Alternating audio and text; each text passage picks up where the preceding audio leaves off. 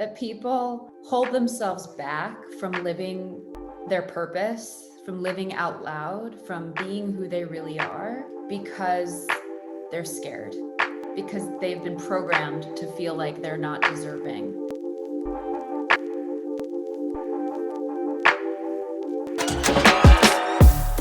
Welcome to the Winners Find a Way show. I am your host, Trent Clark, CEO of Leadershipity, serial entrepreneur, international speaker. But most people know me because I spent over 12 years in professional baseball with the Detroit Tigers, Cleveland Indians, and Los Angeles Angels, appearing in 3 World Series as a coach before I was the age of 33. Our Winners Find a Way show is all about how the 1% have found a way to overcome those challenges. When faced with losses and losing, winners find a way. I love the quote from the 4 Disciplines of Execution book written by Christmas Chesney and Sean Covey. The quote goes, "Winners, when shown data that they are losing, find a way to win."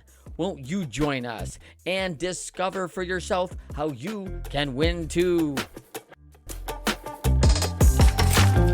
Welcome to the Winners Find a Way show, episode 5, Authenticity, with Jessica Zweig, best-selling author, CEO of marketing firm, podcaster. You will not want to miss this show as we speak about authenticity. Simply means being yourself, giving and showing what you are and what you feel. That's what Jessica Zweig wants to share with us. Jessica shares, and you will not want to miss, living by purpose, learning with our failures, the essence of meditation and journaling, the power of personal branding, and of course, learning the personal hologram of the marketing firm Simply Be, and from the best-selling book, Be.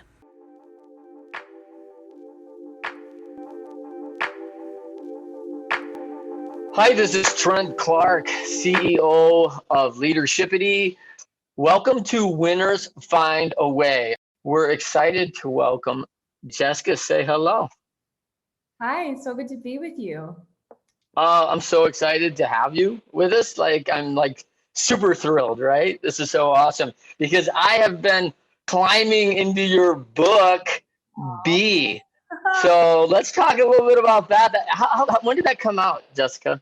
My book, Be, here it is, right here for everyone to see. Go get it. It came out in February. Nice. It's about, 6-7 weeks ago. So not a lot of time. It's a brand new book. Yeah, this is really recent. Yeah, that's awesome. So let's real quickly before I dive into all of you, and there's a lot, right? There's a lot there. Let's talk about what the show's about. If you're tuning in, I'll just ask you the question. Have you ever faced a time of stiff adversity, felt like the losses are mounting and you need to find a better way? Well, you came to the right place. We talked to a lot of elite leaders who fortunately have been to the 1% and the top, but they've also been knocked down a little bit along the way. Jessica, are you any different? No, Trent, I'm not. Yeah, so whether you're already an entrepreneur, athlete, business leader, a student, whatever you're looking, but you want to get to be, you want to be elite. Like this is the podcast and the show for you. So we're super excited you could join us today.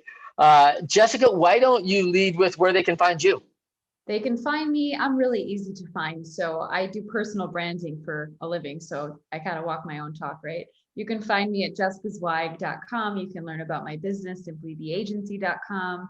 You can find me on Instagram at Jessica Zweig. I'm on Instagram, LinkedIn, spend a lot of time on Clubhouse. So yeah, you can find me. I'm very easy to find. Please come do. Okay, so this is really good information because now I'll start saying your name right, just for Jessica Zweig, because I'm saying it wrong already. So I appreciate that correction, and so politely too. So your personal branding. So let's talk about who Jessica really is, right? Because she's an all-star, and she's the CEO of Simply Be, and she's talked a little bit about her personal branding. Author of Be, a no bullshit guide to increasing your self-worth and net worth by simply being yourself. And hey, who'd have thought we could do that, right? Like, you mean I can gain self-worth and net worth just by being me? That's awesome. While you started this career in marketing, took you into Top Digital Marketer to Watch, Forbes naming you personal branding expert, the Chicago Trib calling you the 10 entrepreneurs to follow. I mean, you were super powerhouse, getting ROI for Skinny Girl Cocktails, Nike, along some major brands. Now you do all sorts of personal branding for the biggie, right? These big corporations. I mean, Heineken. It just goes on and on about the big names that you've worked with, right? So accolades as the 2018 Golden Stevie winner for the Female Entrepreneur of the Year, and the 2019 Silver Stevie winner for Female Entrepreneur. So Market Watch, Business Insider, Thrive Global, just to keep the news shows just have to have you, right? So, well, how about personally? What's personal life for you, Jessica? What's that like? It's just so fun to hear you read all those accolades, because it's like I don't really ever think about them. I don't define myself as such. So personal life, I'm married to a wonderful man for 6 years. We live in Chicago. We have 2 children. They are furry. They have 4 legs, Boston Terrier and French Bulldog. I have Yeah. a beautiful staff of 16 people here in Chicago. And, besides work, I love to travel when I used to be able to move my body, work out, read, journal, spend time with my beautiful friends, my blessed family, and, really try as much as I can to work on me and take care of me, because if I don't fill my own cup, I have nothing to give. And as a leader, you're required to give, you're required to be on and to be of service, doing leadership right. And so I think that, when I think about who am I, aside from those accolades, I'm just, a sensitive, empathic woman trying to, be the best that I can be on a spiritual, emotional, mental level, physical level, so that I can show up at work and really make a difference. That's awesome. I love that line. Like, hey, I got to fill my cup because I've got to give it all the time, right? I pour from my cup all day into people and into my clients, into my team, into my family, all those things that you're doing all day. And that's such a great visual, right? Like, hey, what if your cup's empty? Like, what do you offer? Right? That's right. So I love that. Yeah. Yeah. I love that. So tell me, your why. Why do you do the show? Why do you come on and talk to us about like how winners find a way? Why do you come on? What's impactful? What's important to you? I really believe that people hold themselves back from living their purpose, from living out loud, from being who they really are, because they're scared, because they've been programmed to feel like they're not deserving. And if we can really set forth people and activate ourselves to step forward into authenticity, to be truly human, especially in places of leadership and in business, we change the world by doing that. We really can truly help other people activate. It creates a domino effect of awakening into what I want my future planet to be, and the legacy I want to leave behind, which is a place of acceptance, of love, of community, of inclusivity. And that doesn't really look like that right now. And I think we're living at a really awesome inflection point. Like how exciting is it to be alive right now in 2021? I believe at this stage in our adulthoods, for many of us, to be that change. And so at Simply Be, our mission statement is, when you set yourself free to simply be, which is authenticity, truly you give other people the permission to do the same. And we change the world one at a time. That's really how it works in my view. I love it. I love it. Have you heard of the Johari window? I vaguely remind me. Yeah. So the Johari window is kind of a cool thing. And what's the Johari window is about authenticity and vulnerability, and then, invented by Joe and Harry, right? Real creative group.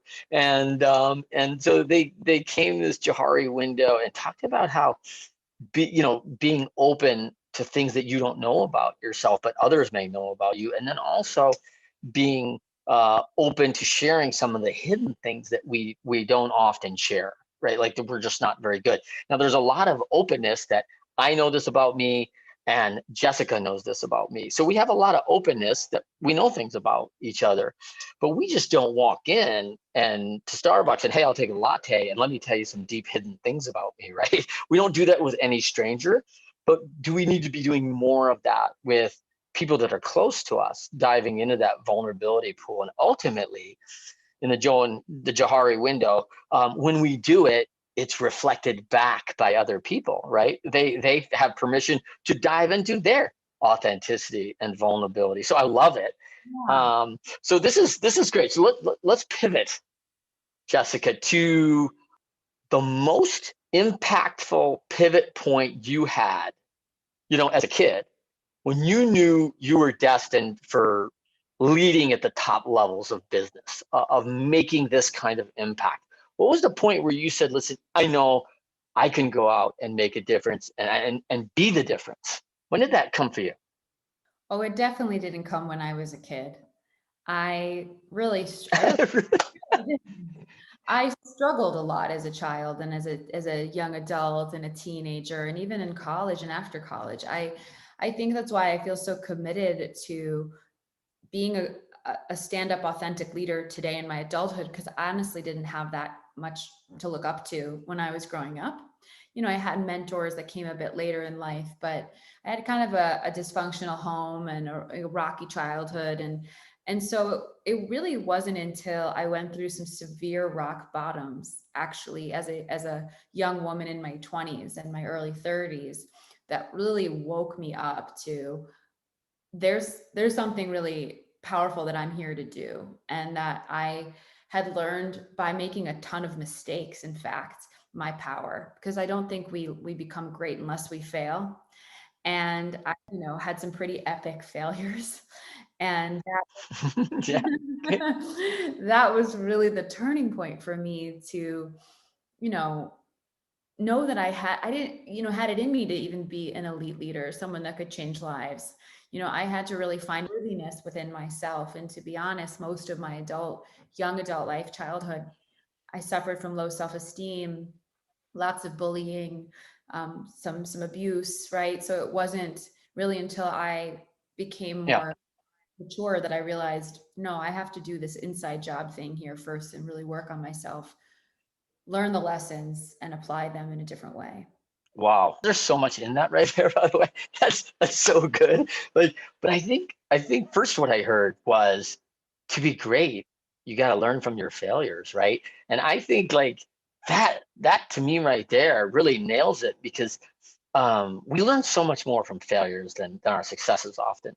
And and the people that I know who are one percenters, they've all been hit, like they've all failed pretty well.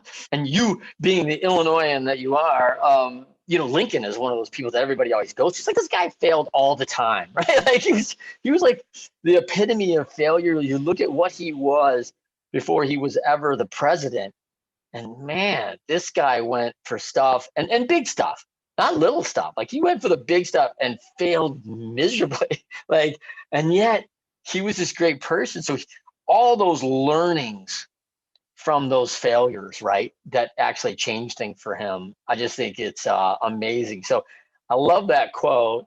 So let's go into a little bit of the show, right, where we talk about winners find a way, right? I love the quote from McChesney and Sean Covey, of the Covey Group.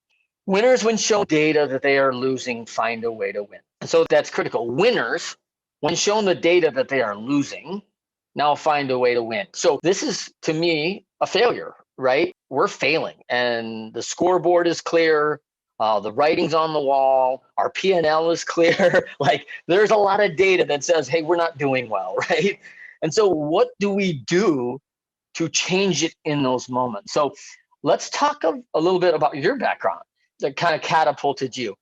Give us a time, Jessica, when you were up against it, losing, down but not out, and you found a way to come back and win. Tell me about the time of that. Well, I think I have so many moments like that, Trent. One of the most recent ones was, at the top of COVID. I had a choice as a business owner, small business owner here, in America, watching my industry, specifically marketing, advertising, branding, PR, right? One of the most ancillary kind of industries for big companies get cut first. And I had to make a real choice if I was going to succumb to the noise and the fear, or if I was going to be the exception to the rule. And so what I did is I Mhm. locked myself in my office. This was at the very beginning of lockdown, and I just kind of broke it all apart. I'm like, I'm going to figure out how to transform my business, go virtual, and more than anything, serve people. Like, how can I meet people right now Mhm. or people do not know Right what where the heck they're at. Yep. is happening. Yeah, and they're going to need to get online. They're going to need to get online in a way that they never have before, and that's what I do. That is specifically what I Mhm. do. And because I'm not like Leo Burnett, Yeah. right, with multi-million dollar like, projects, I'm more of like, I call myself a Yep. fighter jet in the sea of Boeings. I was able to really get nimble and crafty and really, really check myself. Like I can I meditate. I'm staring right now at my meditation altar. I go there every morning, at least I try to. And I had to center myself. And as hard as it was to show up in the highest vibration during a really dark time for my staff, and to be a leader and to align them to the vision that I saw, that I broke through in that weekend in my apartment, like coming up with all these crazy ideas. We launched an online course overnight. Basically, we disrupted our model to go all virtual, and my team was terrified. They were all afraid they were going to lose their jobs, and the chance that was going to happen. And so I think that that's a theme in my life that I can just look back and say at every single point where there was a moment of bottoming out, or potential or actual bottoming out, to be frank. Um, you got to get your mind right. You got to take full on responsibility for yourself. You have to claim that no one's going to come save you. You got to save it. And Mhm. that was a testament, I believe, to how far I've gone, because I've definitely hit a lot of rock bottoms where that we thrived in 2020. We grew by 40%. And I hired people. How about that? Yeah. Right. I gave people jobs, and so there you go. But that came from a lot of hard lessons where instead I fell victim and became overly emotional and got crazy about like the fear. And I didn't. I held steady and showed up, but I managed myself. I had to meditate. I had to like journal. I had to cry. Like I had to do my own work outside of work so that I could show up, fully present to my staff and lead them and rally them behind the new vision. I love that. And you and I both are in service-based businesses. I'm a consultant, so I consult with a lot of leaders, and I felt the same pinch, right? Like now this is coming down, COVID's hitting, all budgets are off, right? Well, now, like, I love the fact, like, everybody needs you now, right? Like, we all are going digital in a hurry. And this guy, right, especially, I'm like going, oh my gosh, I'm so much better in person. I'm running all these rackets in my mind about, I don't know how to do digital. How will I do that? What does it look like? All these things. And we're almost our own worst enemy, right? And for me, for now, we need leadership more than ever. And I'm thinking, well, who's going to pay us to really develop their leaders now with these budget cuts? And I was like, ooh, idea. There's no travel and entertainment budgets anymore, right? Like the T&E budget, just like turn the spigot off like yesterday. So I'm working with brands that have 5 and 6 figure T&E budgets that all of a sudden, hey, maybe we need to appropriate that to some leadership development, some brand marketing. Like, where can we reappropriate our funds to have maximum impact? And so we got to get creative and sell that it's there, it's here for you, and it will serve you right now in this market, since you are saving in this cost in the other way. So we've had to get creative in the same way, right? So I really appreciate that. And I do believe, let's talk a little bit real quickly about, it's scary, it's terrifying, and you're working on you. You've had, like you said, a lot of moments of terror, risk analysis, right? Like, what's going to happen next? I'd like to talk two-part question here for you. One is of your worst fears, how many times did they actually happen? And two, when you've been in that fear capacity before, what have you learned along the way to address that fear? So one of my biggest fears is rooted in something that actually happened, which I wrote about at the beginning of my book. I went completely broke. Like my business basically went under. I had $75,000 in debt and they were going to turn off my phone bill. And I had to call my employees at the time. Some of them, well, one of them was a brand new mom and the breadwinner of her family, and tell them that they weren't going to get their paychecks because there was no money. So that was traumatic to say the least. I had to ask my parents Yes. at 33. The shame, the guilt, the self-loathing was, crippling. And so I think what's been kind of incredible in many ways, I mean, I learned so much from that experience, but it's sort of like, that is my worst case scenario. Okay. So here I am running Simply Be Agency, or a multi 7-figure company. And there's an underlying fear that runs through me every day, Trent, if I'm going to be really vulnerable and honest, that is running away from that ever happening again. And so while I'm in a ton of, there is that sort of remnant of scarcity with a lot of things that I think about, which is, Mm. I got to work on that. But the truth is, Yeah, yeah. okay, worst case scenario, that all happened. I didn't die. No one else did. I learned. I leveraged those lessons. I crawled my way out. I built this thing from nothing, and every single day, bit by bit, step by step, I created the next thing, and that's inside of me now. Mm. And so if that happens again, that's my worst case scenario. The lesson is, I'll be okay. I'll be okay. I've got this, Yeah. you know? So that's the less, I think that answered your question. It's two parts.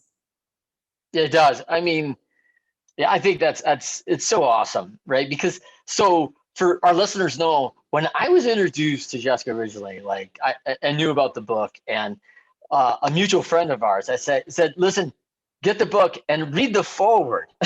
Like read the forward. You don't hear that every day. Like, hey, read the forward.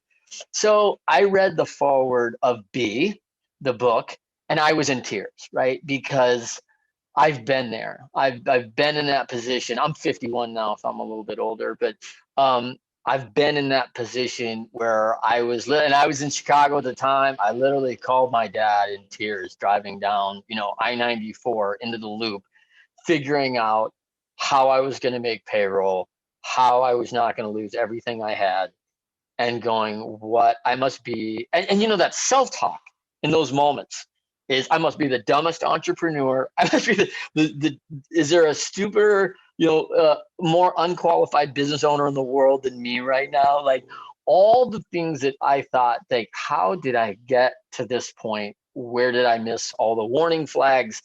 A lot of things going through my mind at that time. So I really appreciate that fear.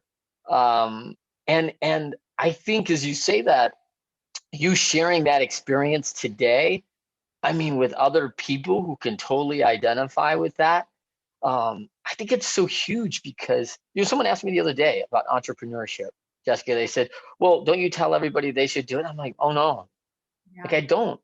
I Yeah. don't. I think right now the media makes it look easy, like, oh, get a website and you're going to make millions and you're going to be the next unicorn. And I'm like, oh my gosh, they have any idea how hard this is going to be, and emotionally, physically, morally challenging this might be on them. What's your thought on that? I'm so happy you said that, Trent, because entrepreneurship is hashtag has become a buzzword and a trend and this aspirational lifestyle and this like movement and this thing to do. And hey, I'm all for people like making their own way and like God bless America, right? We can do what Yes. we do. But Yes. it is not for the faint of heart, and there is a glorification and a trendiness to this space because it's blown up. And like I started my first business in 2008 when I didn't even know what the word entrepreneur meant. I had never heard of that word, like, but I had created my own business. Yeah. Like, I guess that's what I was, Yeah. right? Somebody told me I was that. I was like, oh, okay, cool, I guess that's what I do. But there is Yeah. sacrifice. Like there's that saying, one of my favorite sayings is, when you become an entrepreneur, you don't have to answer to anybody. You have to instead answer to everybody. Like you're the tippy top of the, and like it all falls up to you. And, you know, I have a staff now of 16 people, and I'm just going to tell you really, really real time situation. I have one of my best clients that we've been working with now for a year, and I want to launch my book, really focus on that over the last few months. And I put my staff on it. I trusted my staff. I have 4 people that were working on that account, and they didn't deliver. And guess whose reputation that is? Mine. Guess whose relationship that is? Mine. Guess who no longer gets the girls? My business, my livelihood, their paychecks, my stress, right? Like, it's not Yeah. that. That's where my mind goes. Like, that is the risk and the enormity of what you put on the line every day. And I mean, I'm not saying this to brag, and I'm certainly not saying this as an example of what it should look like. I don't ever stop working. I don't clock out ever. I work 24. Mm. I work 7 days a week, all day long. That's what you sign up for. Yeah. Not pretty. Yeah, and I think that's let's talk about that for a second, because that's an interesting take right now, because I tell a lot of people in our firm, right? Our clients, like, want to be in leadership, careful what you wish for. Right? Like you want this, everyone wants the title. We want the revenue, right? And really, we're not scared of the responsibility, but it's very different, Jessica, than, let's say, 25 years ago when I first became, leadership, and you are on 24/7. Like, tweet something at 11:45, walking out of a dinner off the cuff of some article you read that just absolutely just pisses off half your clients that you said that. Like, oh, that might have been a mistake. Maybe I shouldn't have said that. Like, too late. Like, it's always out there. Someone's got a phone camera, what you're saying, how you're dressed. I took a tough beating one time on wearing a pair of sweats and a ripped shirt at one of my kids' hockey games. And I was like, oh my gosh, there was another executive that said, we can't hire this guy. I've seen this guy. Like, he's not a professional.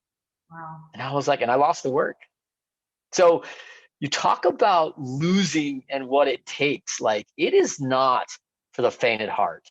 So talk about that personal branding. I mean, 24/7. Talk about, like, what that means today to what that meant, even 10 or 15 years ago.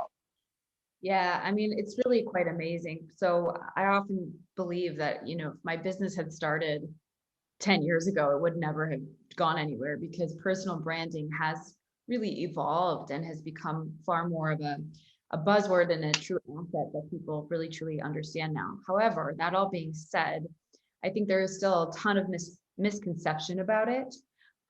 That, you have to be, a famous entrepreneur or in the pursuit of vanity for you to focus on your personal brand, when really that couldn't be farther from the truth. Every single person, if you want to grow and succeed in your career, which I think includes everybody, you have to think about your personal brand. It is the product, it is the asset of you that is going to keep you adaptable and relevant and strategic throughout wherever you go, because everybody changes, not just as people, but in roles, companies and industries and titles, but you will always be Yes. you. And so investing in how you show up online and offline, right? To me, that's my method. That's what I talk about in the book, for people to truly consider story and how they're integrating who they are being versus what they are doing. That's authenticity right there, right? And so clients at Simply the Agency are executives, CEOs, and entrepreneur leaders of very large companies who understand that their personal brand is intrinsic to ensuring that their company brand and product brand lands and connects. And it's been an amazing, amazing ride, because in many ways we're redefining it at Simply Be. People are starting to connect the dots, that it's not an act of vanity, but it's a necessity. And it's an act of service when you do it well. And it's about being who you truly are, like what you just said about you going to that game wearing what you were wearing, and that client not hiring you. Well, that's not your client. Yeah. Client anyway. That wouldn't have been a fruitful relationship in the long run, because you would have had to stuff yourself in a box, right? That's not how it should be. But being authentic, gets a very, very misconstrued. And I think that authenticity is not like, F you, this is me, deal with it, right? That's authenticity, is being confident enough in yourself to meet people where they are, and a place of love versus ego, to be frank. Yeah, I often associate that authenticity with poise, like really knowing thyself, what you are and what you're not, and being poised in the confidence that this is who I am, and I'm not gonna try to be somebody else because, by the way, I usually fail at that. I don't think I'm gonna be a great Jessica. I don't know how to do that. Like Jessica is a great Jessica, right? I'm gonna try to be a great Trent because that's who I am, and like we're trying to step into roles that don't fit us, and it's square peg round hole, and to me it's a lack of poise and a lack of kind of inner self-awareness around that. So let's talk about that one superpower, Jessica. What separates you from everybody else that's kind of led you to this 1%? Winners Find a Way show is brought to you by Data Driven Operations, powered by Journeys. Journeys is a software solution that helps you create a winning formula for your organization. DDI, powered by Journey, helps you act as one, see as one, work as one, play as one, win as one. Are you looking for visibility, coachability, and productivity amongst your team? DD Ops is your software. Click on the link in the show notes to learn more. No one's ever really asked me that, Trent. Mm. Let me think about that for a second. I would say Sure. my superpower.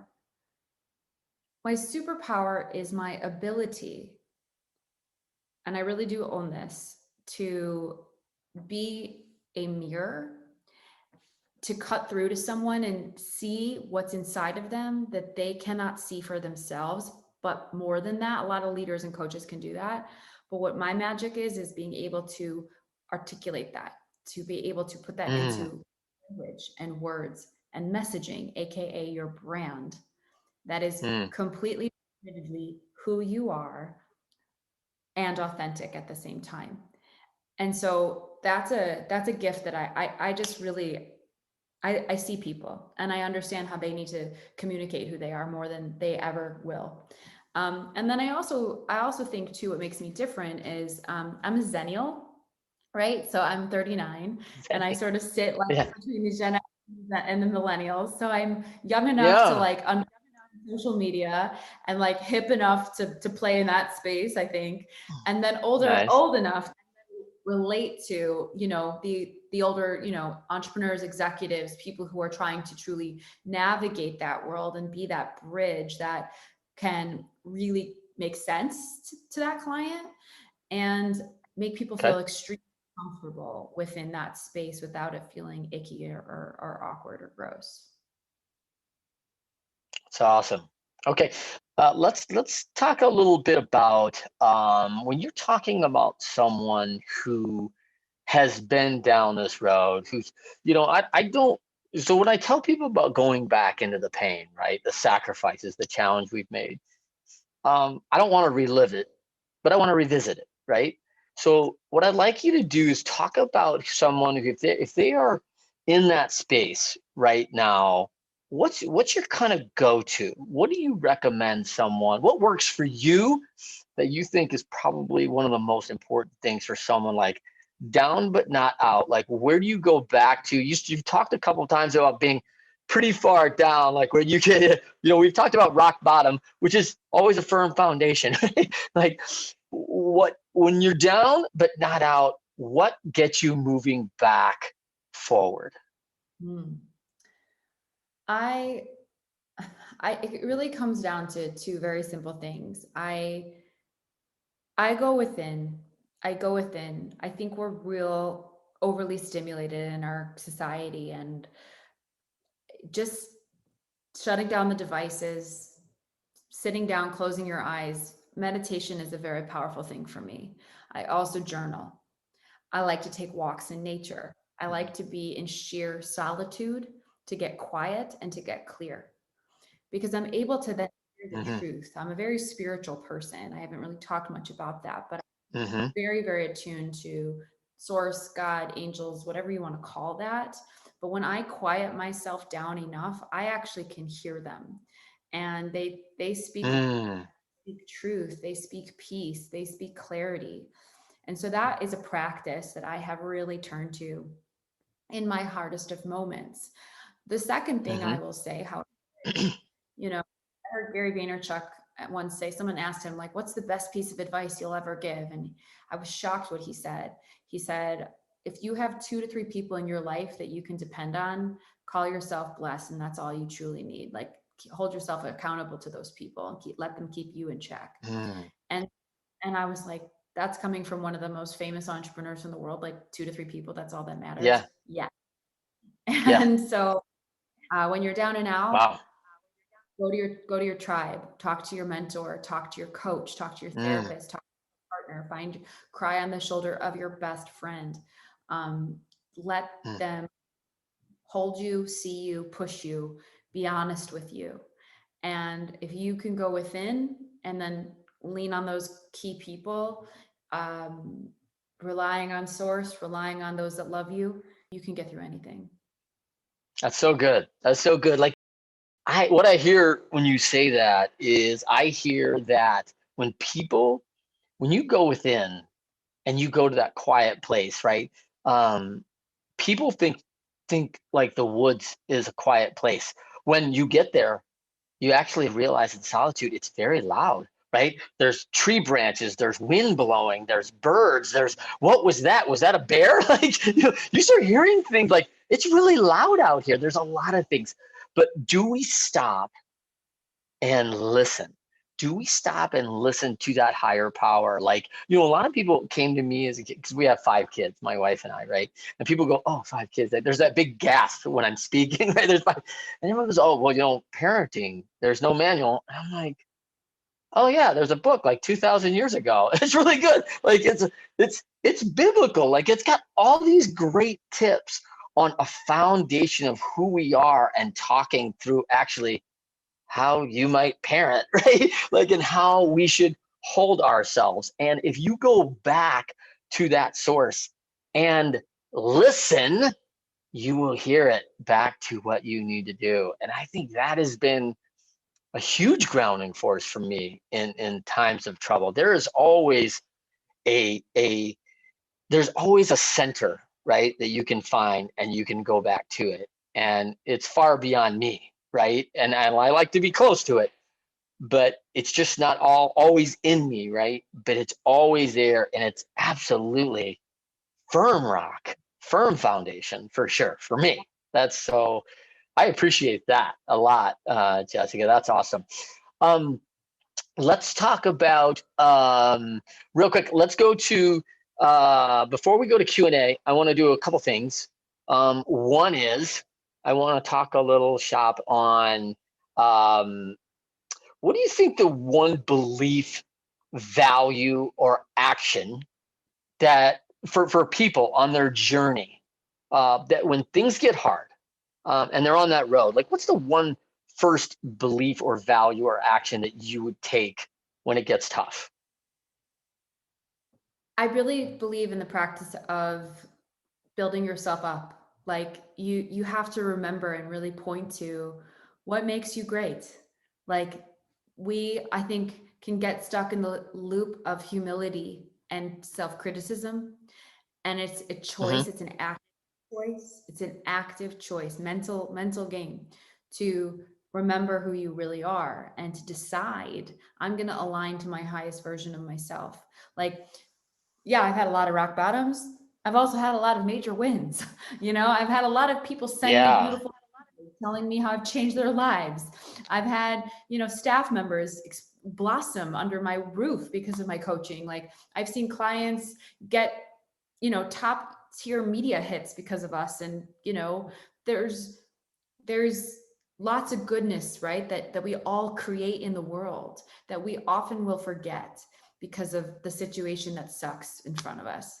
And so it's an active practice to just remember those moments, like in the moment, because those moments don't define you any more than the negative, but it's a compilation of who you are, and nothing, no matter how shitty the moment might be, can take away those moments of greatness. So you got to keep yourself fresh and accountable to remembering them. I love it. And I have a lot of CEOs that have a kind of folder where they've put their accolades or really letters of recommendation along the way, and things that were really impactful to them, or charitable awards, things that really mean something to their heart. And a couple of them have, this is their go-to. When things go bad, I go to my success folder, and I read what other people wrote and go, I'm that person still. Yes. Like, I'm still that person. I may not be winning today, but this is who I am internally in my heart and how I want to show up every time. And it may not be going for me the way I want it to go today, but I'm still that person. Like, this is still me. And I'm telling you, it's a shot. It's a shot of adrenaline, right? Like, to go like, yeah, look what these people said. This is so good.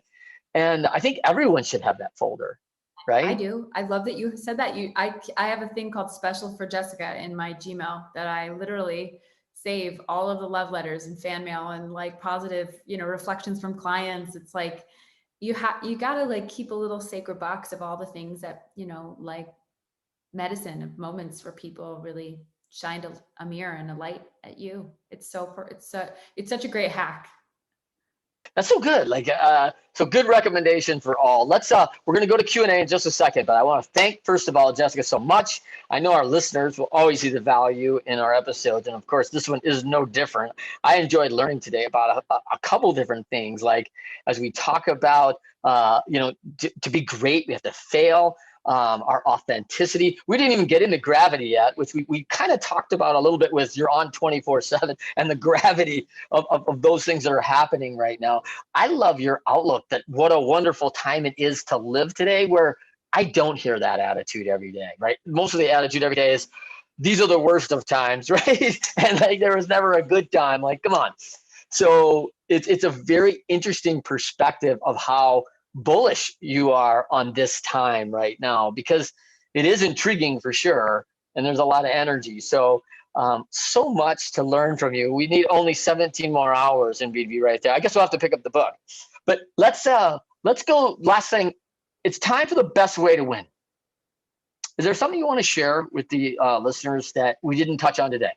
Maybe something else, the best way to win. In my experience, the best way to win is to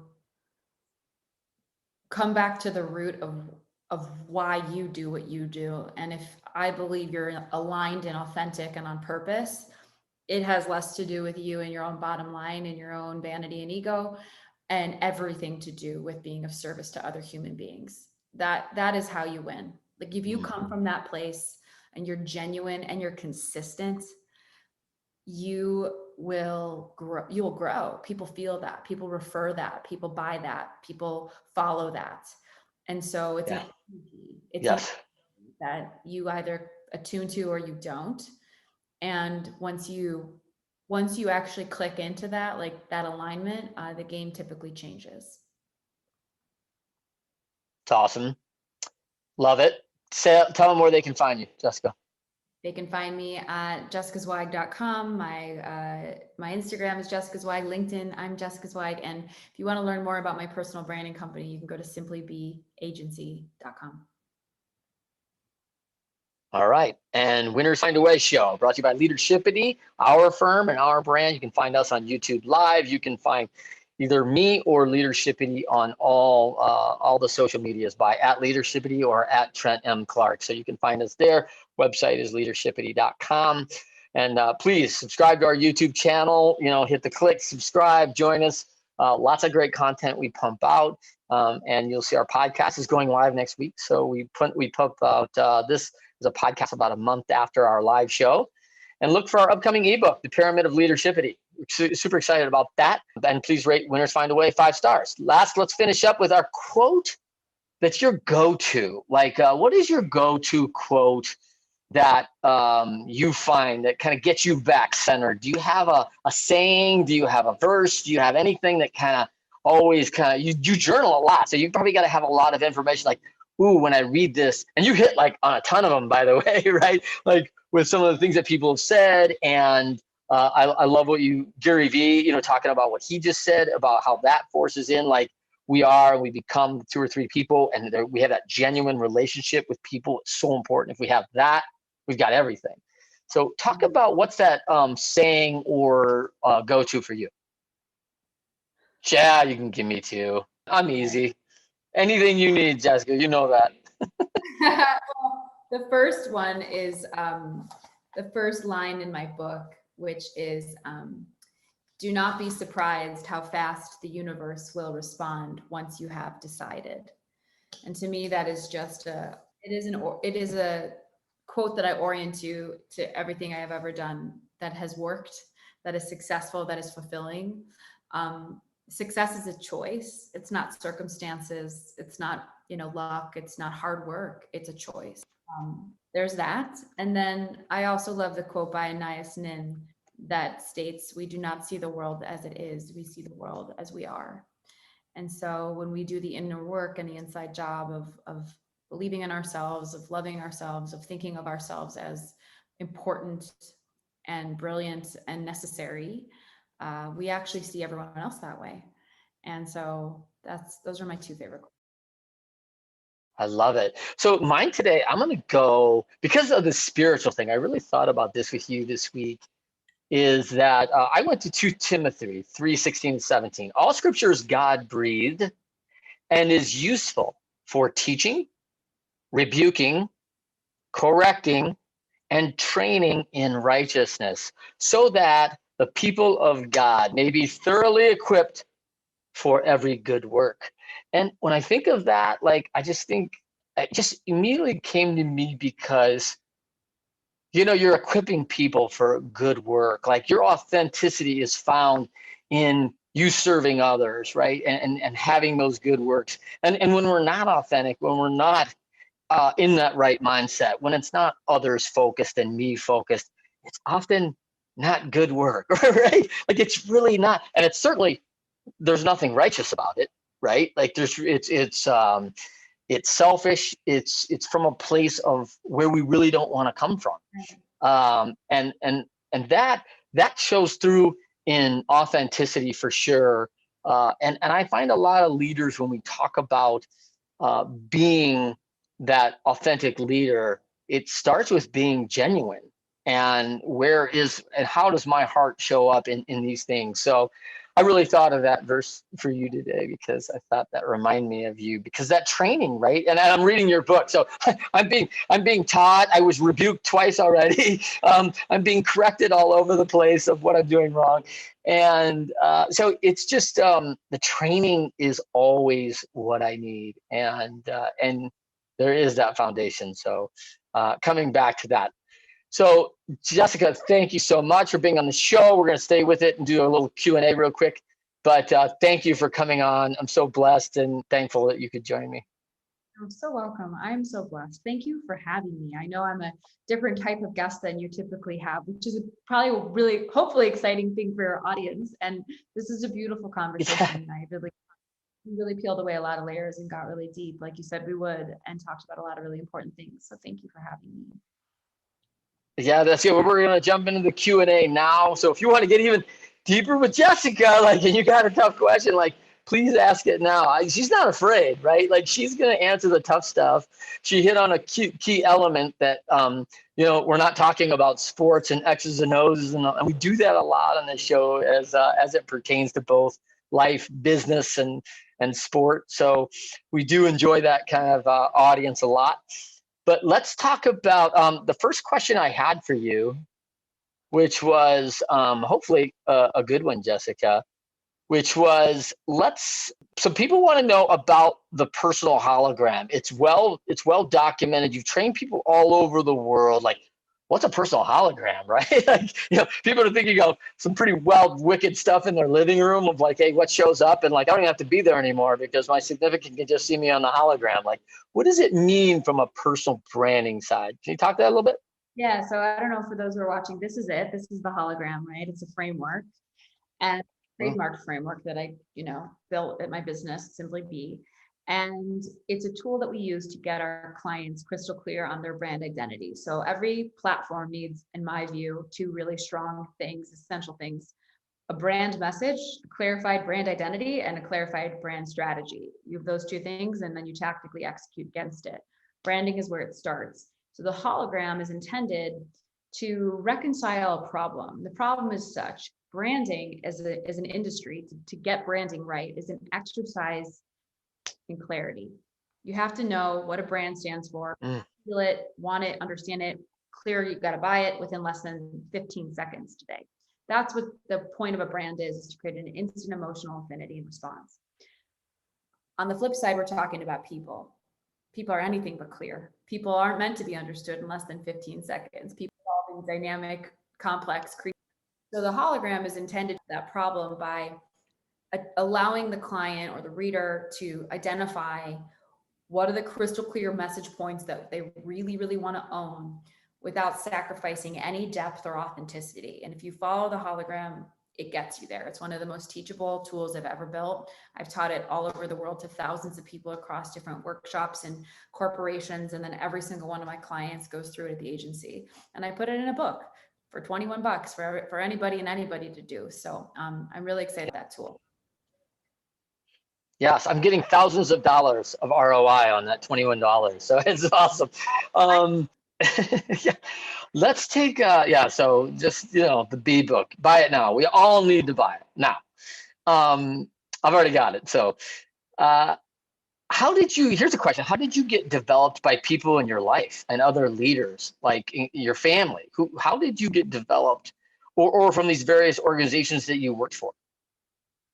I would say that my development as like a professional and a person really has come from, of course, my parents.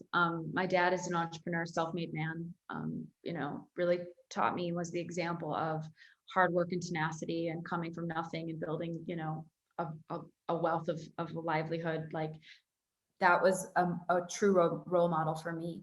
I've had some tremendous mentors. One of my mentors is a man named Tony Hunter, who is the former CEO of the Chicago Tribune. Brought that company through Bank of Republic. Like he is my hero professionally, taught me a lot of things that I practice today. I've done a lot of personal work, to be frank, coaches, healers, therapists. I've gone into mastermind retreats. I've immersed myself in, a lot of consciousness work. And I think that it's been the business and the spiritual that have really molded me. And I'm never done. Like I read books, I listen to talks, I study the art of leadership in all of its forms so that I can, show up the way that I do. Yeah, that's awesome. I mean, as people know, if they don't know, like the average CEO reads 50 books a year, right? That's almost one a week, right? Like it's funny when I talk about people who want to go to leadership, like it's very similar to pro sports, that you work really hard to get to that top level. Like let's say if Major League Baseball is the C-suite, right? And then you think like, oh, I've made it. I can finally let my shoulders down and relax. Like, oh no.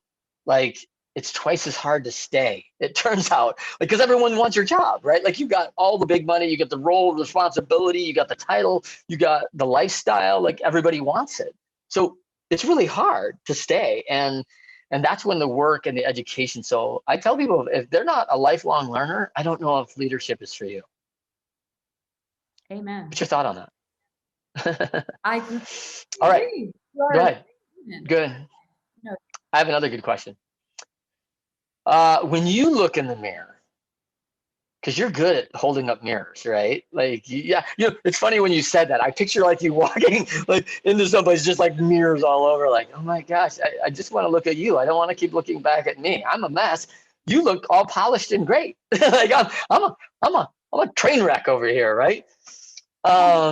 So when you look in the mirror of something that you see, that what is something you see that everyone might not have taken a look in the mirror on at themselves? Are you talking about myself or for any person?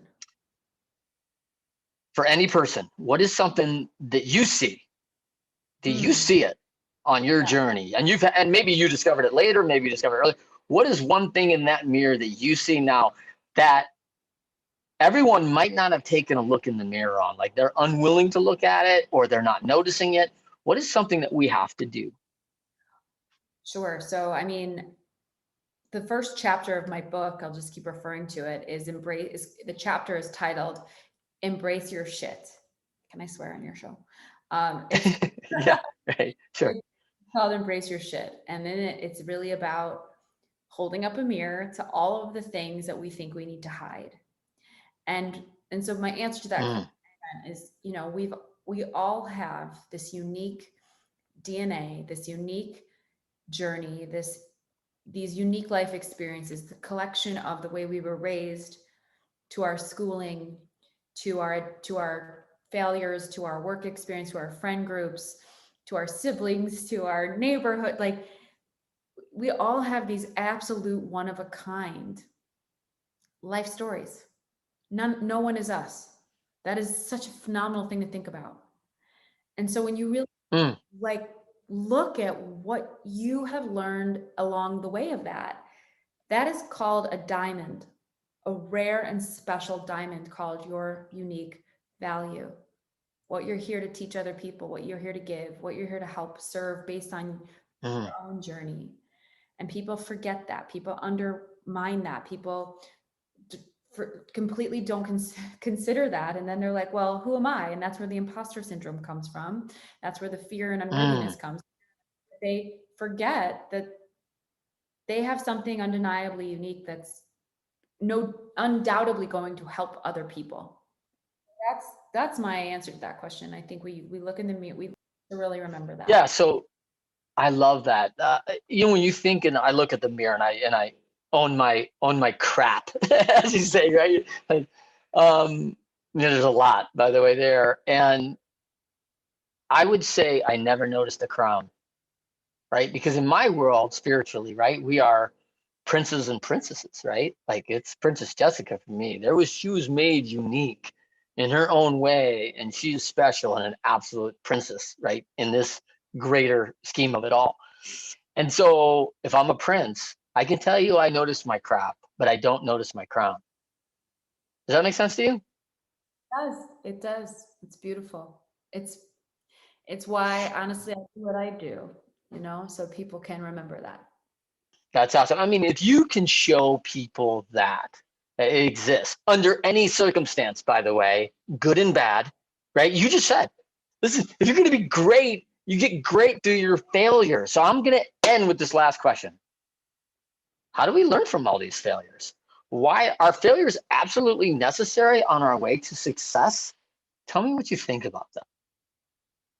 Yes, 100%. And I'll say this to you because you're an athlete and in sports. Um, there is no winning or losing. There's winning and learning. And so failure Mm, sucks in the moment, but welcome it.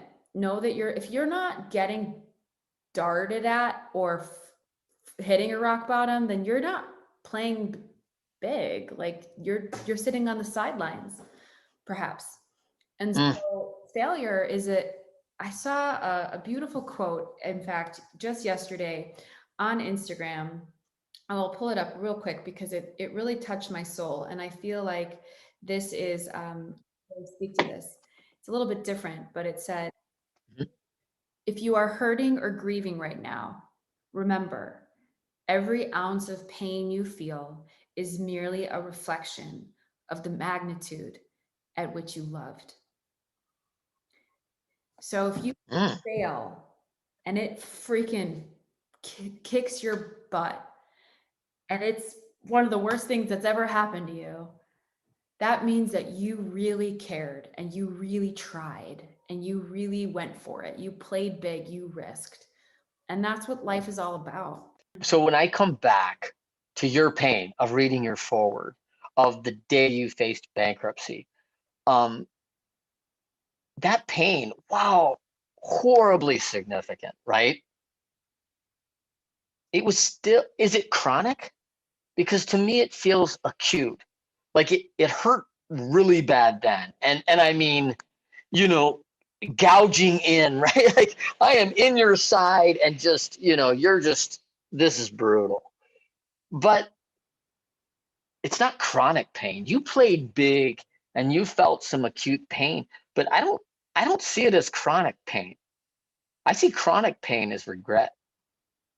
Yeah, You see it the same? yeah, chronic pain is not doing the thing. acute pain. I love that. I'm going to steal that. That's a really beautiful frame. I think like when I hear you talk about it, I mean, you've opened your life up to that pain, right? And again, you don't relive it, you go review it, but that's the difference. You don't need to relive it. You know what it was. And if you relive it every day, that's the chronic pain. And regret is what we relive every day, right? We regret. And so we want to relive that regret and add that pain. So I don't think that could be framed well enough for people. Like, play big, because yeah, you get hurt a little bit, like, but you are all in, and you will know that you're living and you are alive, and that pain, while maybe significant, will ultimately likely be acute. It will not add to chronic pain in your life. It's going to be short term, not long term. Absolutely.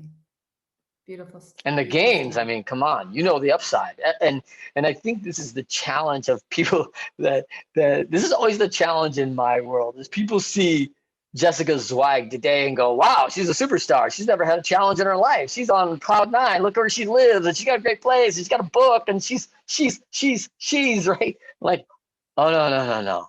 Resiliency, sacrifice, the things it took along the way is no joke, right? Absolutely, Trent. You named it. Thank you for saying that. Yeah, so thankful that you could be on today. We're gonna end in that, like, hey, if you want to be great, start failing faster, actually. And play it big. I love that advice. Play it big. So thank you so much for being on with us today. Really excited you could join us. Thank you, Jessica, for her patience and being on all day with us. And for all of you joined, thank you for joining us today, and tune in next Friday. Thank you for joining us for another Winners Find a Way show. I am your host, Trent Clark. If you love this episode, share this episode with your friends and follow us on whatever podcasting medium you're listening to. If you want more content from us, join us at leadershipity.com or the Leadershipity YouTube channel. You can find us on all the social media networks at either Trent M. Clark or Leadershipity. For our award-winning workshop, Win with Great Teams, you can find that page on LinkedIn, as well as our corporate page, Leadershipity. If you want to win more, it starts with you today. Say it with me now. I have what it takes.